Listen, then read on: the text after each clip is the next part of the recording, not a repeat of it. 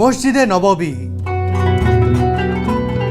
পবিত্র কাবা শরীফের পরেই গুরুত্বপূর্ণ ও পবিত্র নিদর্শন হিসেবে বিবেচিত হয় এই মসজিদটি। ধর্মমতে এই মসজিদে নিবিষ্ট মনে 1 রাকাত নামাজ পড়লে 50,000 রাকাত নামাজের সওয়াব পাওয়া যায়।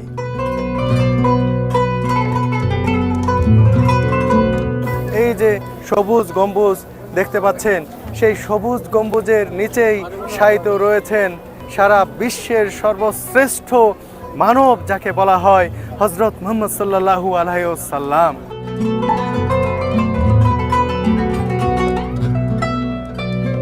পবিত্র এই মসজিদের ধর্মীয় গুরুত্ব বিবেচনায় ও প্রিয় নবীজির রওজা মোবারক নিজ চোখে একবার দেখতে এই মসজিদে ছুটে আসেন ধর্মপ্রাণ মুসলিমরা। সৌদি আরব ভ্রমণের শুরুতেই আমি চলে এসেছি পবিত্র এই মসজিদের নিদর্শনগুলো দেখতে, ইতিহাস সম্পর্কে জানতে আর তা আপনাদের সামনে তুলে ধরতে।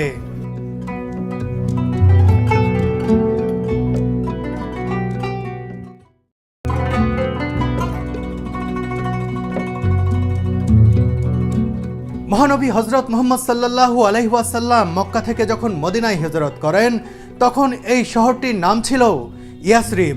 আগমনের পরপরই ইয়াসরিব নামটি পরিবর্তন করে তিনি মদিনা নামকরণ করেন। কিন্তু সেই সময় নামাজ আদায় করার জন্য মদিনাতে কোনো মসজিদ ছিল না। এই অবস্থায় নবীজি সাল্লাল্লাহু আলাইহি ওয়াসাল্লাম নিজেই একটি মসজিদের ভিত্তিপ্রস্তর স্থাপন করেন আর এই মসজিদের নাম দেন মদিনা মসজিদ। পরে এটির নাম হয়ে যায় মসজিদে নববী, যার বাংলা অর্থ করলে দাঁড়ায় নবীজির মসজিদ।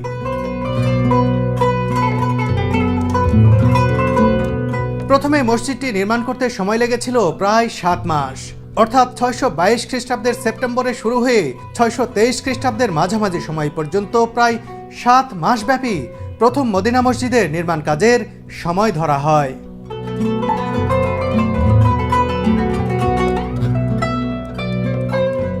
নবীজি সাল্লাল্লাহু আলাইহি ওয়াসাল্লামের হস্ত মোবারকে ভিত্তি দেয়া পবিত্র মদিনা মসজিদ নির্মাণের জন্য নাজ্জার গোত্রের সাহুল ও সোহাইল নামের 2 যুবকের কাছ থেকে প্রয়োজনীয় জমি কিনেছিলেন। এ জমির ক্ষুদ্র অংশে নবীজি সাল্লাল্লাহু আলাইহি ওয়াসাল্লাম বাসস্থান নির্মাণ করে বাকি পুরো অংশেই মসজিদ নির্মাণ শুরু করেন।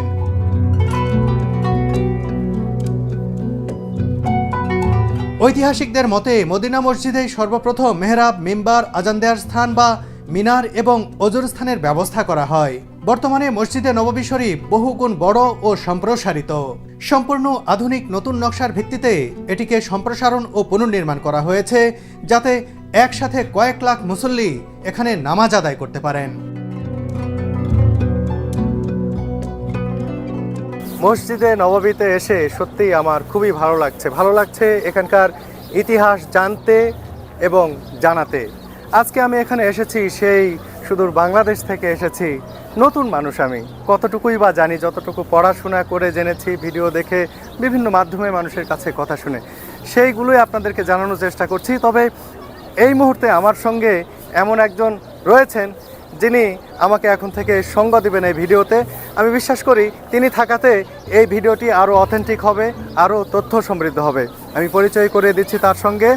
এই যে ইঞ্জিনিয়ার শহীদুল ইসলাম ভাই রয়েছেন, যিনি দীর্ঘদিন ধরে, আমি শুনেছি প্রায় 2 দশকেরও বেশি সময় ধরে তিনি মদিনায় অবস্থান করছেন। শহীদুল ভাই, আপনাকে অনেক ধন্যবাদ যে আপনি আমার সঙ্গে যোগ দিয়েছেন বা এই যে মদিনা আমি এক্সপ্লোর করছি সেটাতে আপনি আমাকে সহযোগিতা করছেন। যখনই আমাকে কল দিছে আমার এখন দায়িত্ব যে ভাইকে আমাকে সব মদিনার সৌন্দর্য তুলে ধরার জন্য।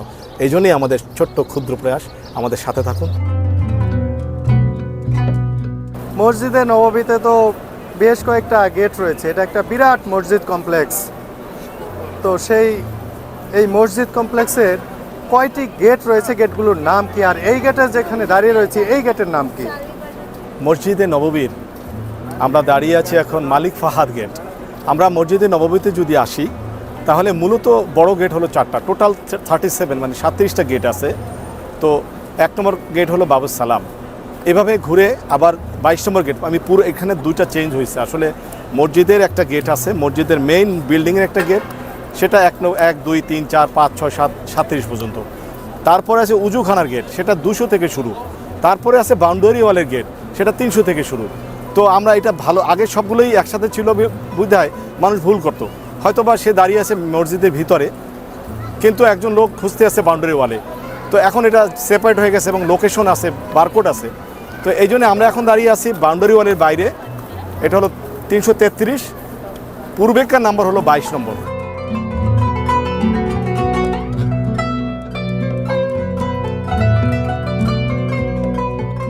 মসজিদে নববীতে নারীদের জন্য নামাজের আলাদা জায়গা রয়েছে। এখানে একসাথে অনেক নারী সমবেত হয়ে নামাজ আদায় করতে পারেন।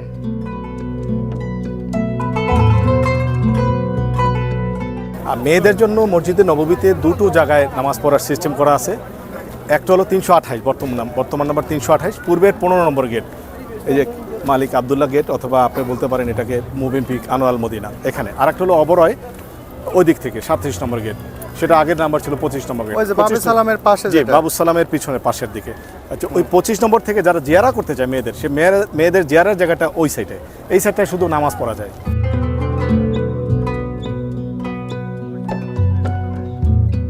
পবিত্র জমজম কূপের পানির অনেক বুথ রয়েছে এই মসজিদে।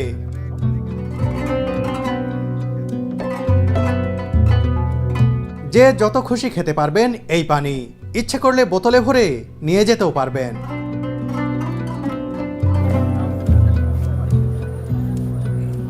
মসজিদে নববীর বাউন্ডারি ওয়ালের ভেতরের বিশাল চত্বর থেকে এবার আমি 5 নম্বর গেট দিয়ে ভেতরের নামাজ আদায়ের জায়গায় যেতে চাই। এই দরজার পাল্লার বিশালত্ব আর কারুকাজ দেখে মুগ্ধ হতেই হবে।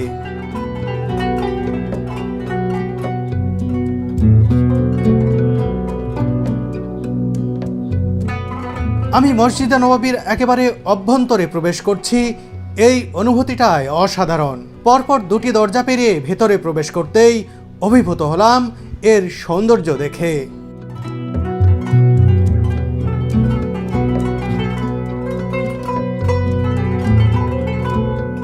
নান্দনিক সৌন্দর্যের এই অভ্যন্তরভাগটা এতই বড় যে এপাশ থেকে ওপাশের শেষ প্রান্ত যেন নজরে আসে না সহজে। ভেতরে নামাজের ওয়াক্ত ছাড়াও দিনরাত 24 ঘন্টা ইবাদতে মগ্ন থাকেন হাজারো মুসল্লি।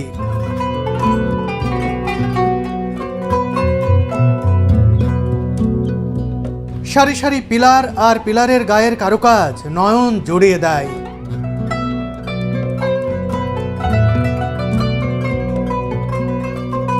সেই সাথে এখানকার মোহনীয় পরিবেশ মনটাকে শীতল করে দেয়। পবিত্র মসজিদে নববী মুসলমান শাসকদের দ্বারা বহুবার সংস্কার ও সম্প্রসারণ হয়েছে। নবীজি হজরত মুহাম্মদ সাল্লাল্লাহু আলাইহি ওয়াসাল্লামের পরলোক গমনের পর ইসলামের দ্বিতীয় খলিফা হজরত ওমর রাদিয়াল্লাহু তাআলা আনহু 638 খ্রিস্টাব্দে মসজিদে নববীর এক দফা সম্প্রসারণ ও সংস্কার কাজ করেন। এ সময় মসজিদের উত্তর দিকে 30 হাত, দক্ষিণে 10 হাত ও পশ্চিম দিকে 20 হাত জায়গা প্রশস্ত করেন। এরপর তৃতীয় খলিফা হজরত ওসমান গনি জিন্নুরাইন রাদিয়াল্লাহু তাআলা আনহুর খেলাফতকালে 646 থেকে 647 খ্রিস্টাব্দে খেজুর পাতার পরিবর্তে মসজিদের ছাদে ব্যবহার করা হয় সেগুন গাছের কাঠ।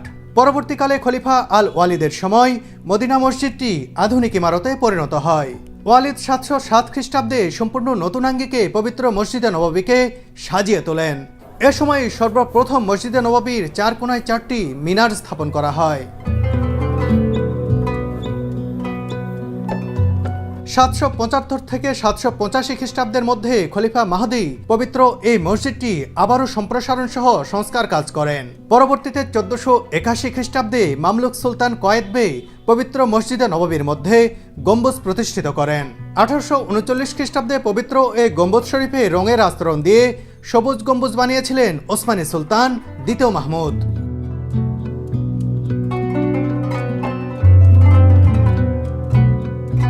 সর্বশেষ আধুনিকায়নে 1948 সালে পবিত্র এই মসজিদের নবসজ্জা ও রূপদান করেন সৌদি বাদশাহ আব্দুল আজিজ ইবনে সৌদ।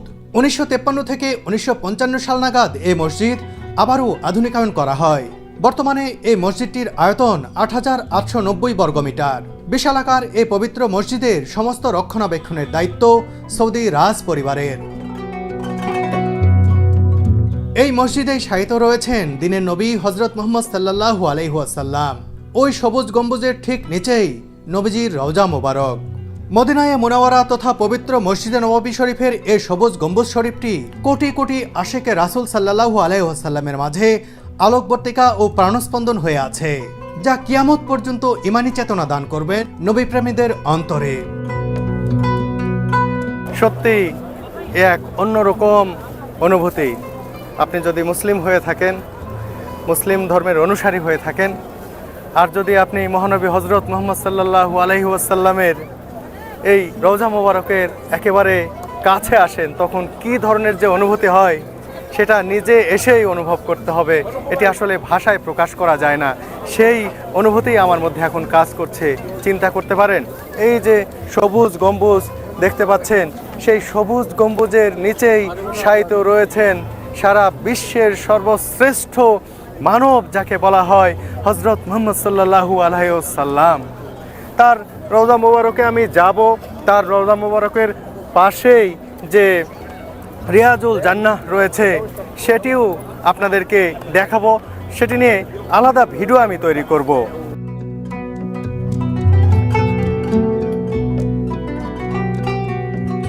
এই মসজিদের পয়ঃনিষ্কাশন ও স্যানিটেশন ব্যবস্থাও সর্বাধুনিক। লাখ লাখ মানুষ সুশৃঙ্খলভাবে যাতে শৌচকার্য সম্পাদন করতে পারেন, সেজন্য মসজিদের আন্ডারগ্রাউন্ডে রয়েছে কয়েকটি বিশাল আকারের আধুনিক টয়লেট। নারী ও পুরুষদের জন্য এখানে আলাদা আলাদা টয়লেট রয়েছে।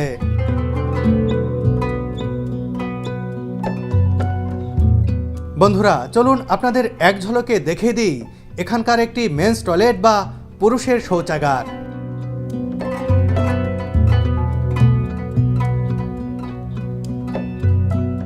চলন্ত সিঁড়ি দিয়ে এবার নিচে নামতে থাকলাম আমি। সিঁড়ি থেকে নামতেই চোখের সামনে পড়লো একটি টয়লেটের গেট।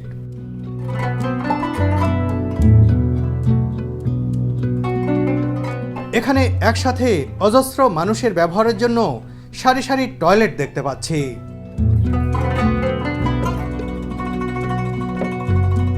প্রতিনিয়ত হাজার হাজার মানুষ এসব টয়লেট ব্যবহার করছে, কিন্তু এক মুহূর্তের জন্য নোংরা হচ্ছে না পরিবেশ। টয়লেটের কমোড, মেঝে সবকিছুই সব সময় ঝকঝকে।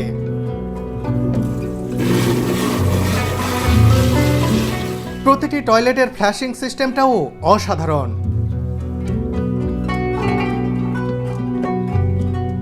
এই মসজিদের প্রত্যেকটি টয়লেটের সাথেই রয়েছে বিশাল অজুখানা। শৌচকার্য সম্পাদন শেষে অজু করে পাক পবিত্র হয়ে আবারও মসজিদে যেতে পারবেন মুসল্লিরা। সায়েন্টিফিক ওয়েতে প্রত্যেকটা জিনিসই বিল্ডিং ম্যানেজমেন্ট সিস্টেমের আন্ডারে করা হয়। আমরা জানি এখানে যে উজুখানাগুলো, যে পার্কিংগুলো আছে, সবগুলো কার্বন মনোঅক্সাইড সেটা বিল্ডিং ম্যানেজমেন্টের সাথে দেখা হয়, চেক করা হয়, এবং মনোঅক্সাইড বেড়ে গেলে, গ্যাস বেড়ে গেলে সেখানে সাপ্লাইয়ের আসে এবং সাথে সাথে সে অক্সিজেন মেনটেন করা হয়। সুন্দর একটা সিস্টেম, এবং বলবো যে পৃথিবীর সবচেয়ে বড় যে ইঞ্জিনিয়ারিং যে সিস্টেমগুলো সব এখানে লাগানো আছে।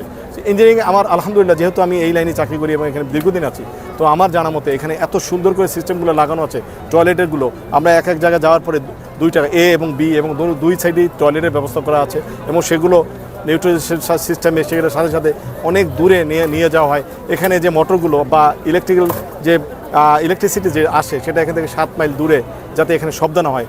যে এসি আছে লাগানো, সেটাও 7 মাইল দূরে এখান থেকে, সে বাবে সালামের ভিতর থেকে আন্ডারগ্রাউন্ড হয়ে এখানে আসে। এখানে শুধু হাওয়াই দেওয়া হয়, বাকি কিছুই না। মেইন মেশিনপত্র সব বাইরে, যাতে এখানে নামাজ করার জন্য এটা সুন্দর একটা পরিবেশ থাকে এই জন্যেই, এবং সেফটি হ্যাজার্ড, যাতে করে কোনো অ্যাক্সিডেন্ট হলে বাইরে হয়ে যায়, এই জন্যই সেফটি হ্যাজার্ড। পৃথিবীর সবচেয়ে বড় এসি প্ল্যান্ট, পৃথিবীর সবচেয়ে বড় পাওয়ার প্ল্যান্ট এই মসজিদে নববীর জন্য, মক্কার জন্যই করা হয়েছে।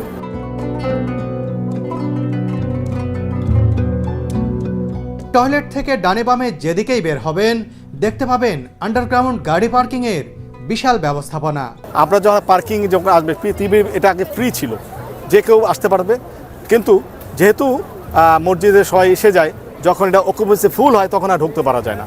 তো এটার জন্য সাবস্ক্রিপশন আছে, কেউ ইয়ারলি এটা নিয়ে নেয়, আর যারা টেম্পোরারি আসে তারা পার আওয়ার 1 রিয়াল, শুধু 1 রিয়াল দিয়ে এখানে আপনি ঘন্টা হিসেবে রাখতে পারবেন। সেফটি একদম এখানে রাখা যায়, তারপর আপনি ইচ্ছা করে নামাজ পড়তে পারবেন।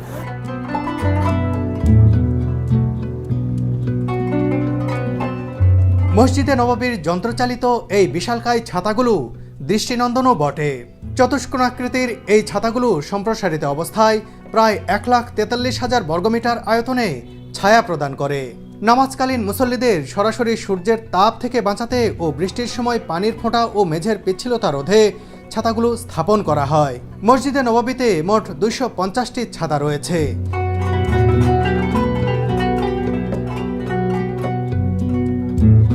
এই ছাতাগুলো খুলে যাওয়া ও গুটিয়ে নেওয়ার দৃশ্য সত্যিই মনোমুগ্ধকর।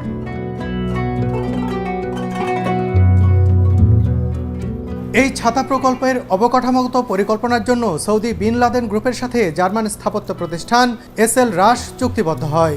স্থপতি মাহমুদ বডু রাশের নেতৃত্বাধীন কোম্পানিটি মধ্যপ্রাচ্যের বেশ কিছু স্থাপত্য প্রকল্প সম্পন্ন করেছিল। প্রকল্পের শুরু থেকেই টেফলন পলিমার শিটের দরকার পড়ে। এই পলিমার উচ্চ শক্তি ও বায়ু শক্তির প্রতি নমনীয়, রং স্থায়ী, অগ্নি প্রতিরোধক এবং সুবিধাজনক আলো প্রবেশযোগ্য। আলোর তীব্রতা বিবেচনায় এর রং সাদা রাখা হয়।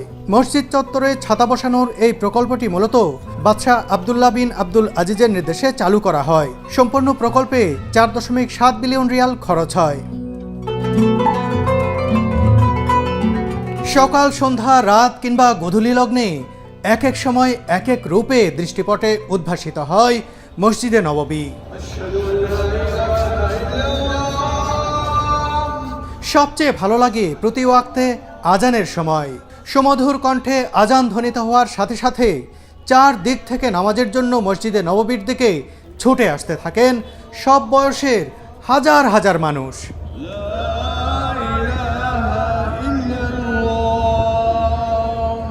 আর আসবেন নাই বা কেন? এখানে এক রাকাত নামাজ আদায় করলে যে 50,000 রাকাত নামাজের সওয়াব পাওয়া যায়।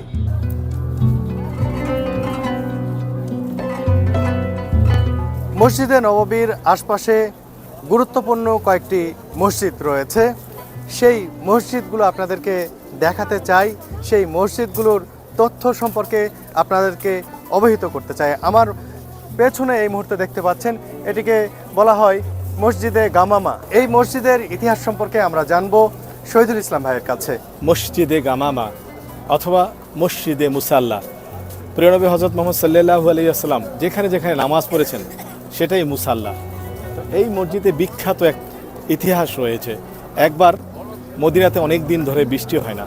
প্রিয় নবী হযরত মুহাম্মদ সাল্লাল্লাহু আলাইহি ওয়াসাল্লাম এখানে আসেন, বৃষ্টির জন্য নামাজ পড়েন, ইস্তেগফার নামাজ পড়েন, এরপরে বৃষ্টি হয়। আমরা জানি গামামা শব্দের অর্থ বৃষ্টি। তো এই মসজিদের এই জন্যই মসজিদটার নাম মসজিদে গামামা। তাছাড়া ঈদের যে নামাজগুলো হতো, প্রিয় নবী হযরত মুহাম্মদ সাল্লাল্লাহু আলাইহি ওয়াসাল্লাম এখানে এসে নামাজ পড়তেন, ঈদের নামাজ। তো এই মসজিদটাই বিখ্যাত একটা মসজিদ। আমরা জানি মসজিদে নববীর বাইরে এই যে জায়গাটা, এটা খালি ছিল, অনেক আগে থেকেই খালি ছিল। এই খালি জায়গায় এসেই তারা জামায়াত করত। এবং বিভিন্ন সময় রাসূল সাল্লাল্লাহু আলাইহি ওয়াসাল্লাম যখন বিভিন্ন যুদ্ধের জন্য অভিযানে গিয়েছেন, বিশেষ করে বিদায় হজের জন্য যখন তিনি রওনা হয়েছেন, তখন এই জায়গায় আসেন। বিদায় হজে আমরা জানি পুরো আরব থেকে প্রায় 10,000 সাহাবি, 10,000 লোক আসে, যে প্রিয় নবী হযরত মুহাম্মদ সাল্লাল্লাহু আলাইহি ওয়াসাল্লাম বিদায় হজ, সেটা ইসলামের একটা সমাপ্তির জন্য বিশাল একটা ব্যাপার। এখানে সবাই হাজির হয় এবং এখান থেকে তারপরে যাত্রা শুরু হয়। দেখুন বিখ্যাত জায়গা। আর দেখুন গামামা মসজিদটি কোথায়, এই যে দেখতে পাচ্ছেন গামামা মসজিদ। আর এখন ঠিক দেখুন শহীদুল ভাইয়ের পেছনে এই যে আপনারা দেখতে পাচ্ছেন মসজিদে নববী। এটা হলো মসজিদে নববী থেকে বাবে সালামের বাম দিকে যদি আসি কোবা গেট, সেই কোবা গেট থেকে আমরা যদি বের হয়ে আসি তখনই আমরা এই যে মসজিদে মুসাল্লা অথবা মসজিদে গামামা আমরা দেখতে পাবো। এখানে আরও 3-4টা মসজিদ আছে, আমি সেখানে গিয়ে বাকি অংশ বলছি। আমরা দাঁড়িয়ে আছি আবু বকর রাদিয়াল্লাহু তাআলার যে মসজিদটা, এই মসজিদের সামনে দাঁড়িয়ে আছি। ঐতিহাসিক মসজিদ। এখানে এই পুরো এরিয়া একটা খালি জায়গা ছিল, আমি আগেও বলেছি। তো এখানে আবু বকর রাদিয়াল্লাহু তাআলার যখন শাসনামল ছিল, যখন তিনি খলিফা ছিলেন, তিনি এইখানে এসে ইমামতি করেছেন। তার এই স্থানকেই পরবর্তীতে মসজিদের রূপ নেওয়া হয়েছে এবং এখানেই নামাজ পড়েছেন। এখানে যে শুধু আবু বকর রাদিয়াল্লাহু তাআলা নামাজ পড়েছেন তা না, রাসূল আকরাম সাল্লাল্লাহু আলাইহি ওয়াসাল্লাম তার সময়ও রাসূল আকরাম সাল্লাল্লাহু আলাইহি ওয়াসাল্লাম আবু বকর রাদিয়াল্লাহু তাআলা সহ এখানে বিভিন্ন সময় নামাজ পড়েছেন। তাই এই মসজিদটাও রাসূলের একটা মুসাল্লা বলা চলে। পরবর্তীতে আবু বকর রাদিয়াল্লাহু তাআলার খলিফার আমলে এখানে আবু বকর রাদিয়াল্লাহু তাআলা ঈদের নামাজের সময় ইমামতি করেছেন। অনেকেই বলে যে এখানে আবু বকর রাদিয়াল্লাহু তাআলার ঘর ছিল। হ্যাঁ, বিভিন্ন সময় আসছেন, ঠিক আছে, কিন্তু মেইন ঘর যে ছিল সেটা ঘরটা কিন্তু আমরা মসজিদে নববীর মধ্যে রওদা যে আছে, রওদার আশেপাশেই সাহাবীদের ঘর ছিল। মূল সেই সময় মদিনা শহর যেটা ছিল তার মধ্যেই ছিল। মানে মসজিদ হ্যাঁ, কমপ্লেক্সের ভিতরে? হ্যাঁ, মসজিদ কমপ্লেক্সের মধ্যে যে জায়গাটা, সেখানেই সবাই বাসভবন ছিল। এটা মসজিদের বাইরে একটা খালা জায়গা, মাঝে মধ্যে আসতেন অকেশন অনুযায়ী আসতেন এখানে, এবং মাঝে মধ্যে এখানে ঈদের নামাজ আদায় করার জন্য এখানে আসতেন। আমি আবার বলি, যখন প্রিয় নবী হযরত মুহাম্মদ সাল্লাল্লাহু আলাইহি ওয়াসাল্লাম বদরের যুদ্ধে বা বিভিন্ন যুদ্ধের সময় যে গিয়েছেন, এখানে সবাই জমাত হয়েছেন, এখান থেকে তারা যাত্রা শুরু করেছিল।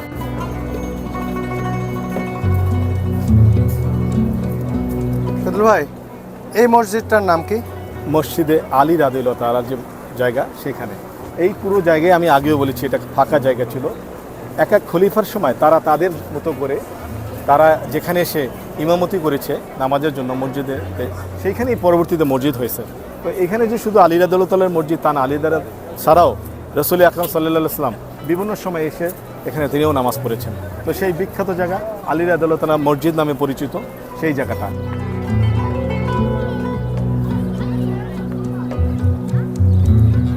ভাইজান, এই গাছটা কি আপনার পেছনে? আমার পিছনে সাফিকাত বনি সাদ, এখন মাত্র একটা গাছই বেঁচে আছে, একটা গাছ রাখা আছে, সংরক্ষণ করা আছে। এক সময় বলতে 1 মাস আগেও এখানে প্রচুর গাছ ছিল। আর এই জায়গাটার নাম সাফিকাত বনি সাদ। এখানে এক ঐতিহাসিক অনুষ্ঠান হয়েছিল, ঐতিহাসিক একটা কাহিনী আছে। আমার প্রিয় নবী হযরত মুহাম্মদ সাল্লাল্লাহু আলাইহি ওয়াসাল্লাম ইন্তেকালের পরে এই মদিনাবাসী সবাই এখানে হাজির হন, এবং এখানে আনসার এবং মুহাজিরদের মধ্যে একটা নির্বাচন হয়। সেখানে সবাই সবার মতামত দেয়।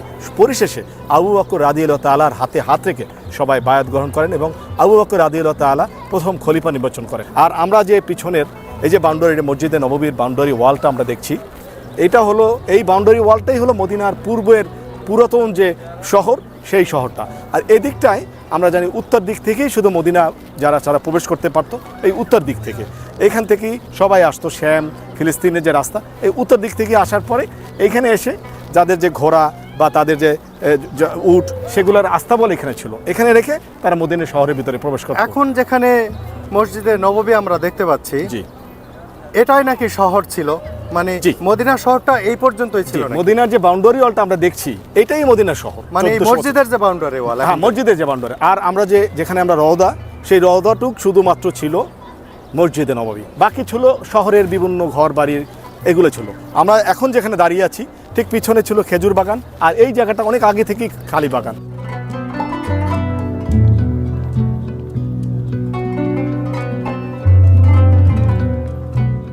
বলে রাখি, এই মসজিদটি অমুসলিমদের পরিদর্শনের কোনো সুযোগ ছিল না বহুকাল ধরে, কিন্তু সাম্প্রতিক সময়ে সেই বিধিনিষেধ তুলে নিয়েছে সৌদি সরকার। এখন থেকে অমুসলিমরাও এখানে এসে স্বচক্ষে দেখতে পারবেন মুসলিমদের ভালোবাসার আর গর্বের এই মসজিদটির নির্দিষ্ট কিছু জায়গা।